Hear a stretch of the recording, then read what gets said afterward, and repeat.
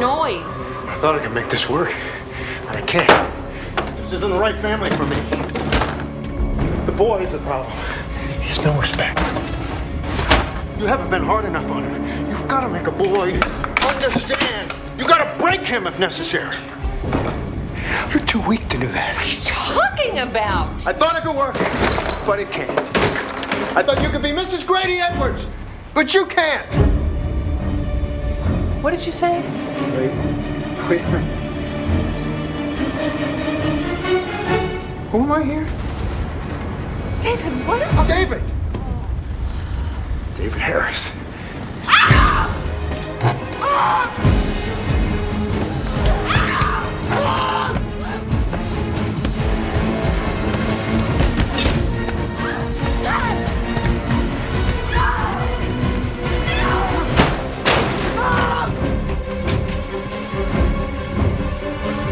Kelly.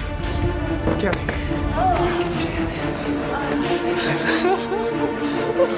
Listen to me.